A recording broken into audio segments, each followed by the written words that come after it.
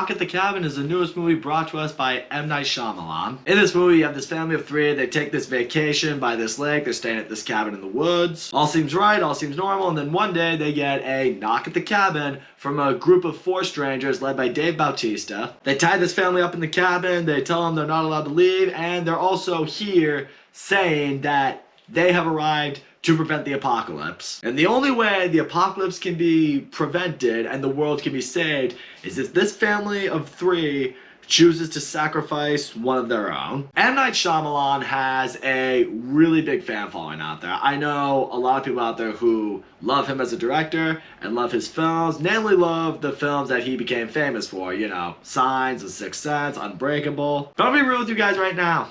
M. Night Shyamalan's just never really been my cup of tea. Even, you know, his all-time great stuff, it's never really hit me. It's like this, a lot of M. Night Shyamalan's fans or defenders or whatever you want to call them, they'll all say he's an all-time great director because of what his potential is. But for me, it's kind of like this. His hits, I don't think are necessarily home runs. I think at best they've been solid base hits. I know that's really probably going to trigger some people, but this is my opinion. And I gotta tell you, when he strikes out, holy shit, he makes all-time shit movies. The Last Airbender, I'm not sure if I will ever truly forgive him for that piece of shit. It's the worst thing I have ever seen. So M. Night Shyamalan movies for me are basically, you know, hope for the best, prepare for the worst. So let's get into what works with Knock at the Cabin. Okay, Dave Bautista, there's some debate out there about who's the best wrestler turned actor between him, The Rock, John Cena. I think Dave Bautista is really starting to win this race. I mean, he is really good in this movie. I know he's this big hulk of a man, but he kind of comes off as like that gentle giant. You know, he's trying to explain to this family what is this insane sounding scenario that they need to help him and his group of people with. But at the same time, what I appreciate with him is like, he doesn't exactly come across as completely normal. I mean, the way he's describing the world and the way he's describing the situation and what he's telling this family to do, you can't help but sit there and think what the family is thinking, and you're like, are you just fucking insane? Also, I really liked the dynamic with the family.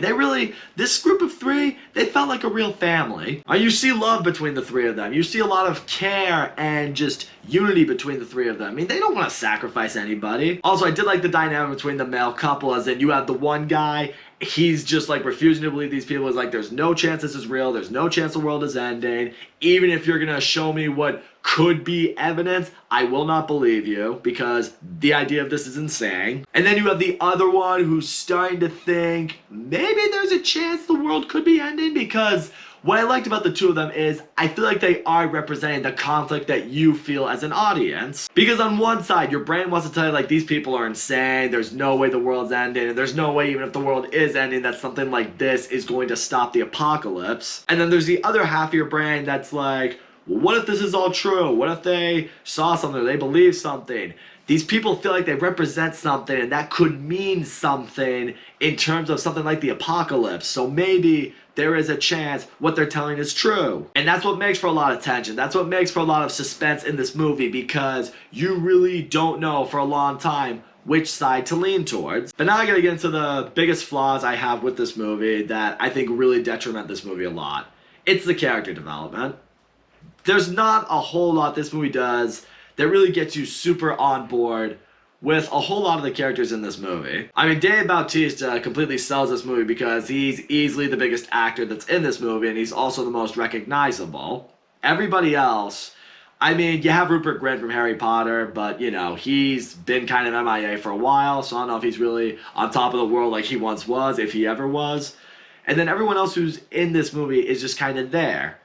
And because of that, if you're going to have a bunch of lesser-known actors in a movie, you really need their characters to stand out, and they don't really. Like with this family of three, I liked the dynamic between the three of them, and they did feel like a family.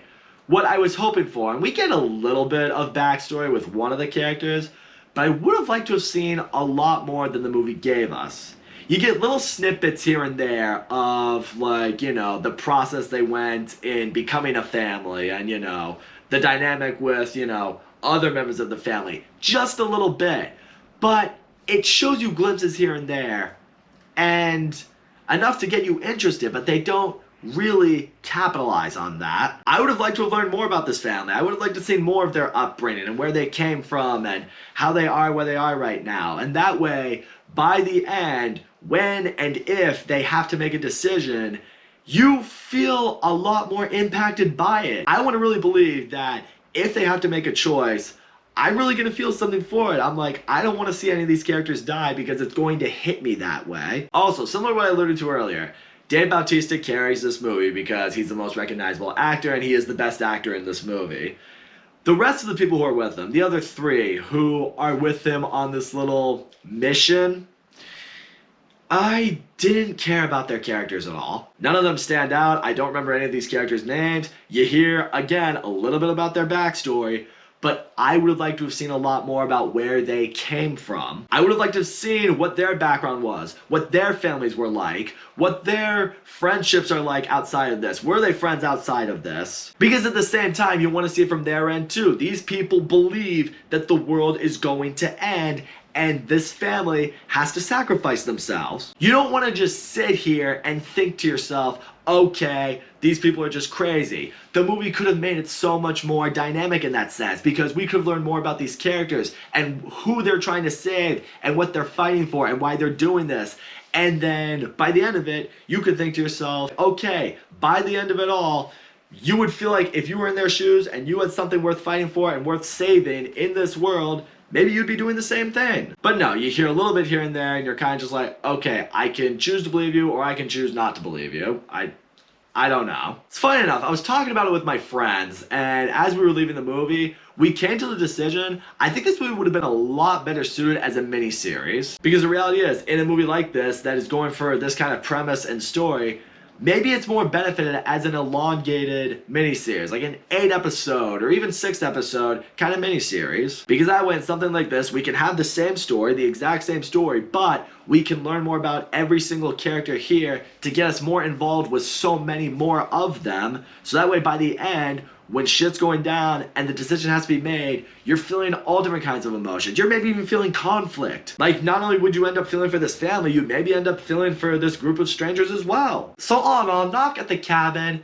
it was just average, but it had the potential to be a lot more, and that's what's upsetting. Dave Bautista crushes it in this movie. He's by far and away the best actor in this movie. I think he's easily the best character in this movie. I liked the family in this movie. That young little girl actor, I don't really know her name, but I haven't talked about her at all, but she does very well here, especially for a kid actor. It has an interesting premise with a, very conflicting situation that's in the movie. It is suspenseful at times. You are kind of guessing throughout the movie what's real, what's not real. But for me, the movie is severely lacking on further character development. I wanted to feel more invested with this family, what they came from. I wanted to feel a little more invested or at least intrigued by this group of strangers. And in the end, I feel like M. Night Shyamalan had a really, really good idea, but I think the execution behind it just didn't work here. And unfortunately, I feel like that's how I almost always feel walking out of his movies. So that's all I'm going to say, guys. Thank you so much for watching my video. And as always, don't forget to leave a comment, like, subscribe, and I will see you all next time.